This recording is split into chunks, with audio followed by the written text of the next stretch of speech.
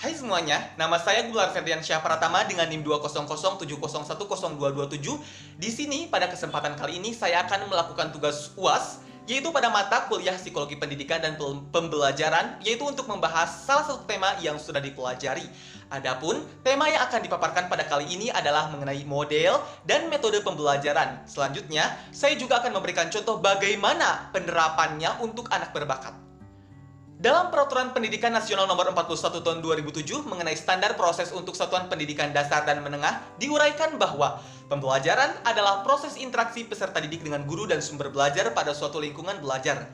Proses pembelajaran perlu direncanakan, dilaksanakan, dinilai, dan diawasi.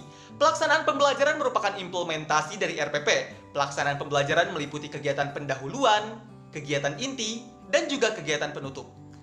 Adapun konsep model pembelajaran, menurut Rianto, ia menyebutkan bahwasannya model pembelajaran adalah suatu perencanaan atau pola yang digunakan sebagai pedoman dalam merencanakan pembelajaran di kelas ataupun pembelajaran tutorial. Model pembelajaran mengacu pada pendekatan pembelajaran yang akan digunakan, termasuk di dalamnya tujuan-tujuan pengajaran, tahap-tahap dalam kegiatan pembelajaran, lingkungan pembelajaran, dan juga pengelolaan kelas. Sedangkan, metode pembelajaran menurut Jamarah adalah suatu cara yang dipergunakan untuk mencapai tujuan yang telah ditetapkan. Dalam kegiatan belajar mengajar, metode itu diperlukan oleh guru. Agar apa? Agar penggunaannya bervariasi sesuai yang ingin dicapai setelah pengajaran berakhir. Dari konsep pembelajaran, model dan metode pembelajaran dapat didefinisikan bahwa model pembelajaran adalah prosedur atau pola sistematis yang digunakan sebagai pedoman untuk mencapai tujuan pembelajaran. Di dalamnya terdapat strategi, teknik, metode, bahan, media, dan alat penilaian pembelajaran. Sedangkan, metode pembelajaran adalah cara atau tahapan yang digunakan dalam interaksi antara peserta didik dan pendidik untuk mencapai tujuan pembelajaran yang telah ditetapkan sesuai dengan materi dan mekanisme metode pembelajaran itu sendiri. Macam-macam model pembelajaran. Model pembelajaran itu banyak loh. Akan tetapi pada kesempatan kali ini, saya akan memaparkan beberapa di antaranya. Apa saja sih model pembelajaran itu? Model pembelajaran itu ada model pembelajaran langsung, berbasis masalah, pendidikan matematika realistik Indonesia, kontekstual, index card match, dan kooperatif, dan masih banyak lagi. Apa sih itu model pembelajaran langsung? Model pembelajaran langsung menurut Kilen dalam Depdiknas, pembelajaran langsung atau direct instruction merujuk pada berbagai teknik pembelajaran ekspositori atau pemindahan pengetahuan dari guru kepada murid secara langsung.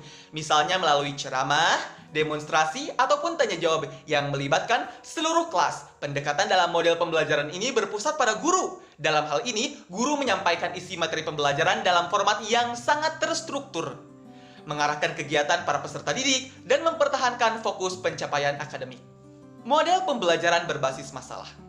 Model pembelajaran berbasis masalah itu diadopsi dari istilah Inggris, yaitu Problem Based Instruction or PBI. Model pengajaran berdasarkan masalah ini telah dikenal sejak zaman John Dewey. Dewasa ini, pengajaran berdasarkan masalah merupakan pendekatan yang sangat efektif untuk pengajaran proses berpikir tingkat tinggi. Pembelajaran ini membantu siswa untuk memproses informasi yang sudah jadi dalam benaknya dan menyusun pengetahuan mereka sendiri tentang dunia sosial dan sekitarnya. Pembelajaran ini sangat cocok untuk mengembangkan pengetahuan dasar maupun kompleks. Selanjutnya, model pembelajaran pendidikan matematika realistik Indonesia.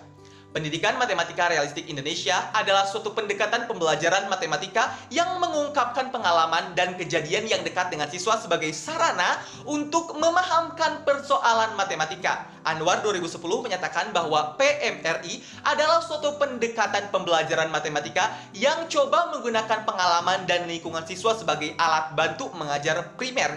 Jadi, dapat disimpulkan bahwa pendekatan PMRI adalah suatu pendekatan pembelajaran matematika yang dekat dengan kehidupan nyata siswa sebagai sarana untuk meningkatkan pemahaman dan daya nalar. Pembelajaran kontekstual. Pembelajaran kontekstual atau Contextual Teaching and Learning atau CTL merupakan konsep pembelajaran yang menekankan pada keterkaitan antara materi pembelajaran dengan dunia kehidupan siswa secara nyata. Sehingga siswa mampu menghubungkan dan menerapkan kompetensi dalam kehidupan sehari-hari. Selain itu, CTL bisa diartikan sebagai suatu konsep pembelajaran yang menekankan kepada proses keterlibatan siswa secara penuh untuk dapat menemukan materi yang dipelajari dan dan menghubungkannya dengan situasi di kehidupan nyata. Model pembelajaran Index Card Match. Model pembelajaran Index Card Match atau mencari pasangan adalah model pembelajaran yang cukup menyenangkan. Digunakan untuk mengulang materi yang telah diberikan sebelumnya. Materi baru pun tetap bisa diajarkan dengan catatan peserta didik diberi tugas mempelajari topik yang akan diajarkan terlebih dahulu, sehingga peserta didik ketika masuk ruangan kelas sudah memiliki bekal pengetahuan. Dengan model pembelajaran Index Card Match, peserta didik dapat belajar aktif dan berjiwa mandiri. Walaupun dilakukan dengan cara bermain, model pembelajaran Index Card Match dapat merangsang peserta didik untuk melakukan aktivitas belajar secara bertanggung jawab dan disiplin, sehingga tujuan pembelajaran dapat tercapai dan prestasi belajar dapat meningkat. Model pembelajaran kooperatif. Istilah pembelajaran kooperatif dalam pengertian bahasa asing adalah cooperative learning. Menurut Saputra dan Rudianto, pada hakikatnya, metode pembelajaran kooperatif merupakan metode atau strategi pembelajaran gotong royong yang konsepnya hampir tidak jauh berbeda dengan metode pembelajaran kelompok. Pembelajaran kooperatif berbeda dengan metode pembelajaran kelompok. Kenapa? Karena ada unsur dasar pembelajaran kooperatif yang membedakan dengan pembelajaran kelompok yang dilakukan asal-asalan. Pelaksanaan prinsip dasar pokok sistem pembelajaran kooperatif dengan benar akan memungkinkan guru mengelola kelas dengan lebih efektif. Pembelajaran kooperatif, proses pembelajaran tidak harus belajar dari guru kepada siswa. Siswa dapat saling membelajarkan kepada siswa lainnya. Berbeda tentunya dengan metode pembelajaran kelompok yang menitik beratkan kepada kerjasama di antara siswa dalam mengerjakan sesuatu pekerjaan, tetapi tanpa sepenuhnya mendapatkan bimbingan dari gurunya. Artinya, siswa diperintahkan untuk bekerja dengan beberapa siswa lainnya dengan petunjuk dan bimbingan yang tidak begitu maksimal daripada gurunya. Selain 6 model yang sudah saya paparkan sebelumnya, masih banyak model lainnya yang tidak bisa saya sebutkan satu persatu. Tentunya, setiap model pembelajaran tersebut memiliki tujuan, karakteristik, tahapan, pengaplikasian, kelebihan, hingga kelemahan yang berbeda-beda pula. Jadi, dengan banyaknya model pembelajaran ini, stakeholder sekolah, yayasan pendidikan, ataupun yang semisalnya bisa memilih model apa sih yang paling cocok untuk dipakai di lingkungan sekolah yang terkait.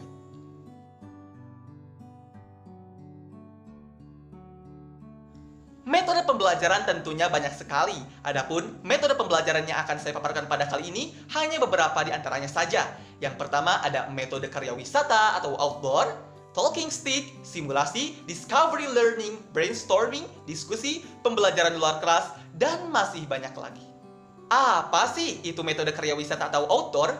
Pembelajaran outdoor hampir identik dengan pembelajaran karya wisata. Artinya, aktivitas belajar siswa dibawa keluar kelas. Pembelajaran ini harus direncanakan, dilaksanakan, dan dievaluasi secara sistematis dan sistemik. Sering dalam implementasi outdoor, siswa tidak memiliki panduan belajar, sehingga esensi kegiatan tersebut kurang dirasakan manfaatnya. Pembelajaran outdoor, selain untuk meningkatkan kemampuan, juga lebih bersifat untuk peningkatan aspek-aspek psikologi siswa, seperti rasa senang dan rasa kebersamaan yang selanjutnya tentunya berdampak terhadap peningkatan motivasi belajar siswa. Selanjutnya, metode talking stick. Metode pembelajaran talking stick adalah metode pembelajaran yang dilakukan dengan bantuan tongkat. Siapa yang memegang tongkat wajib menjawab pertanyaan dari guru setelah siswa mempelajari materi pokoknya. Metode ini dipergunakan guru dalam mencapai tujuan pembelajaran yang berorientasi pada terciptanya kondisi belajar melalui permainan tongkat yang diberikan dari satu siswa kepada siswa lainnya pada saat guru menjelaskan materi pelajaran dan selanjutnya mengajukan pertanyaan. Saat guru selesai mengajukan pertanyaan, maka siswa yang sedang memegang tongkat itulah yang memperoleh kesempatan untuk menjawab pertanyaan tersebut. Selanjutnya, metode simulasi. Apa itu simulasi? Simulasi, menurut Hasibuan dan Mujiono, adalah tiruan atau perbuatan yang hanya pura-pura saja. Kata simulasi itu sendiri diambil dari kata simulate yang artinya pura-pura atau berbuat seolah-olah, dan simulation artinya tiruan atau perbuatan yang pura-pura saja. Sedangkan menurut Hamalik dan dalam Tani Reja dan kawan-kawan, simulasi adalah suatu teknik yang digunakan dalam semua sistem pengajaran, terutama dalam desain instruksional yang berorientasi pada tujuan-tujuan tingkah laku. Latihan-latihan keterampilan menuntut praktik yang dilaksanakan di dalam situasi kehidupan nyata atau dalam pekerjaan tertentu. atau dalam situasi simulasi yang mengandung ciri-ciri situasi kehidupan senyatanya. Latihan-latihan dalam bentuk simulasi pada dasarnya berlatih melaksanakan tugas-tugas yang akan dihadapi dalam kehidupan sehari-hari. Selanjutnya, metode Discovery Learning.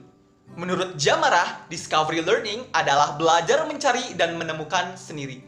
Dalam sistem belajar mengajar ini, guru menyajikan bahan pelajaran yang tidak berbentuk final, tetapi anak didik diberi peluang untuk mencari dan menemukan sendiri dengan menggunakan teknik pendekatan pemecahan masalah. Selanjutnya, metode brainstorming. Brainstorming merupakan bentuk dari pengembangan metode diskusi. Model diskusi banyak dikembangkan menjadi metode pembelajaran baru, salah satunya yaitu brainstorming. Diskusi adalah membahas suatu masalah oleh sejumlah anggota kelompok. Setiap anggota kelompok bebas untuk menyumbangkan ide, saran, pendapat, informasi yang dimiliki, dan gagasan.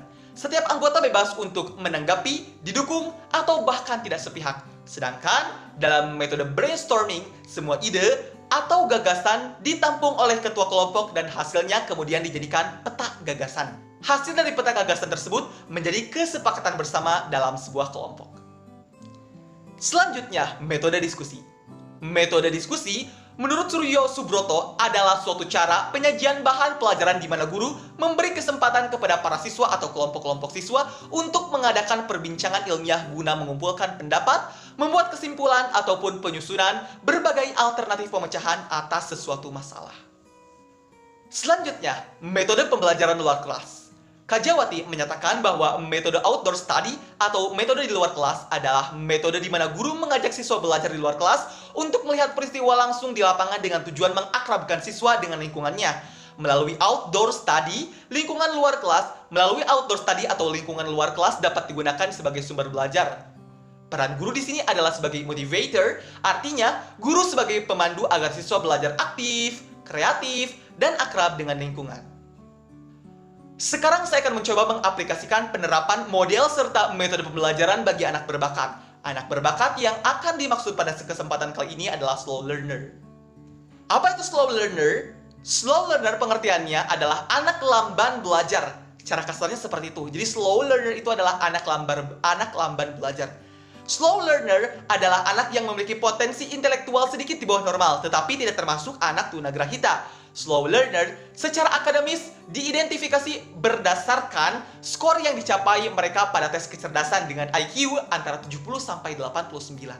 Model pembelajaran yang digunakan untuk slow learner biasanya menggunakan model pembelajaran langsung karena metode ini akan lebih mudah diserap oleh mereka yang memiliki kemampuan rendah dalam memahami materi.